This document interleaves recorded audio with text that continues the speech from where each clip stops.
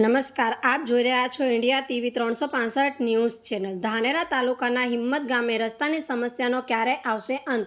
હિંમતથી રૂણી સુધી આવેલો શેરિયામાં ચોમાસામાં પાણી જતા સ્કૂલ તેમજ ચાલવામાં હાલાકી ભોગવી પડે છે।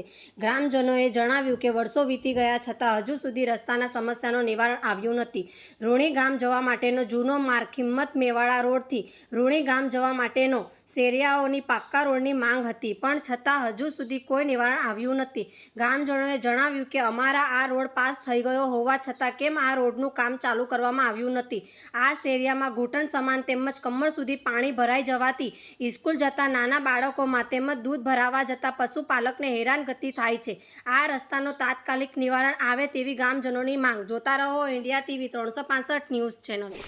લોકો હેરાન થઈ રહ્યા છે અને આ શેરી માટે મનરેગાની કામ કર્યો પડે છતાં હજુ સુધી કંઈ પરફેક્ટ કામ ન કરવાથી અહીંયા પાણી ભરાઈ જાય છે અને કિચડ પણ થઈ જાય છે। લગભગ અહીંયા લોકો ભણવા જતા સ્કૂલ જતા વિદ્યાર્થીઓને પણ બહુ તકલીફ પડે છે। મિત્રો આપ જોઈ શકો છો અહીંયા મારી પાછળ કેટલા લોકો છે અહીંયા અને આ પાણી પણ જોઈ શકો છો। પાણીના દ્રશ્યો હું તમને બતાવવા માંગીશ। અહીંયા જો ઘૂંટણ સમાન તેમજ કમર સુધી પાણી ભરાઈ જતા હોય છે।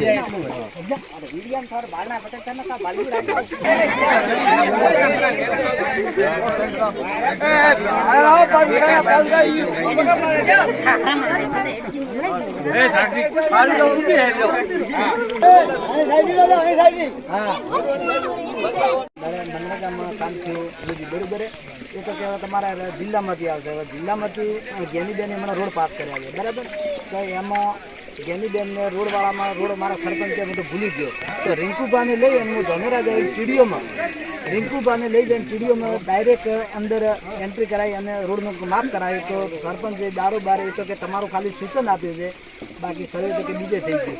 સર્વે એમને બીજે કેમ થઈ જાય? અમારો રસ્તો આ પાણીમાં હેરાન થાય અને એમને એ સર્વે બીજે કેમ કરવાનું આવે એમને? ત્યારે અનેક વાર પંચાયતમાં રજૂઆત કરતા છતાં પંચાયત તંત્ર કંઈ સાંભળવા માંગતું નથી। આપણે ભાઈ જોડે વાત કરીશું। શું નામ તમારું?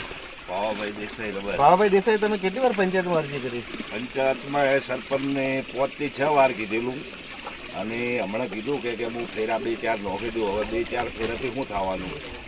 એટલે કે હવે આગળથી તમે કે ધારાસભ્યને કહો ને એને કહો ને મને કહેવડાવો તો કે હું કરી હાલું, તો હવે અમારે કઈ જવાનું? સ્કૂલના છોકરાઓને બધી આ સમાજની ખૂબ બીમાર માણસ હોય તો એને ગાડી નીકળે એમ નથી। બોલે છે તું ક્યારનો આ પ્રોબ્લેમ છે રસ્તાનો તમારે?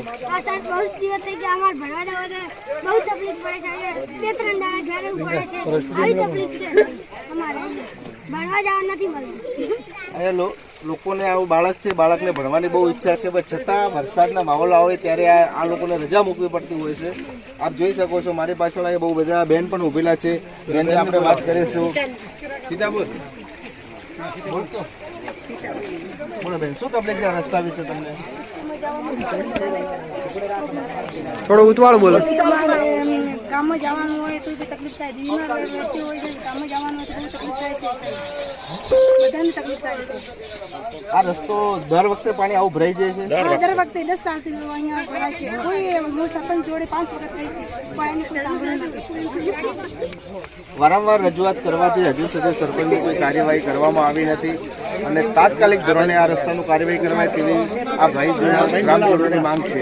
જ્યારે ચૂંટણીના ટાઈમે 4 ગાડીઓ દોડાવે અને આ સમયે કોઈ આ પબ્લિકની વ્યથા સાંભળે અને ચૂંટણીના ટાઈમે લોલીપોપ આપે કે અમે એમ કરશું તેમ કરશું અને આ છોકરા કેવી રીતે ભણાવવા એના કરતા ઢોર ચરાવવા મૂકી દેવા એવા કંટાળી ગયા।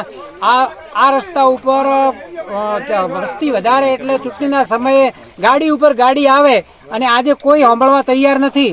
આ હાલત આ ઘરવાળાની હાલત તમે સાંભળો। 1 મહિના છોકરો જ રજા પાડે કેવી રીતે ભણાવવા એના કરતા ઢોર ચરાવવા છોકરાને હારા હવે કે ભણાવી શું કરવાનું?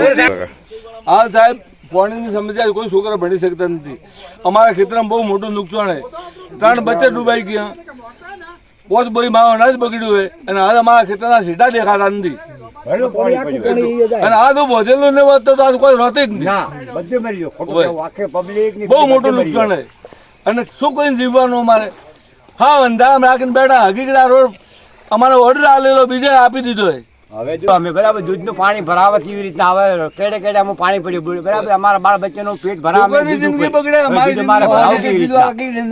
બુરી હાલત છે અમારે દવા આપવું પડે અમારે કોઈ સરસામાન લાવવો પડે કઈ હાલત અમારે ગામમાં જાઓ કોઈ બીમારી હોય કોઈ બેન હોય કોઈ બહુવાડી બીમારી હોય તો અચાનક આખા પાક હોય તો અમે દવાખાને લઈને કેવી રીતના જાઓ બહુ મુસીબતની વાત છે અમારે સાહેબ ક્યાં મુસીબત કે અમે તો ફસાઈ ગયા અને અમે હાથ કાપીને આપી દે દીધા પહેલા અને પછી કે હવે તમે ધોણો તમારું કોમ ધોણો છૂટા પડી ગયા અમારી બુરી હાલત છે હાલમાં બહુ સંખ્યા ખરાબ છે કોઈ મોદા હાજી હોય દવાખાને કેવી રીતે લીધા હોય બુઢું હોય આખા પાતું હોય બહુ ટાઈમ અમારો ખરાબ છે અને સરકાર જો વિનંતી કરે અમારી કોઈ ફરિયાદ હોપડે તો વાહ ભલા ને કે ભાઈ અમે તો બુરી હાથે બેઠા જ છે બાપા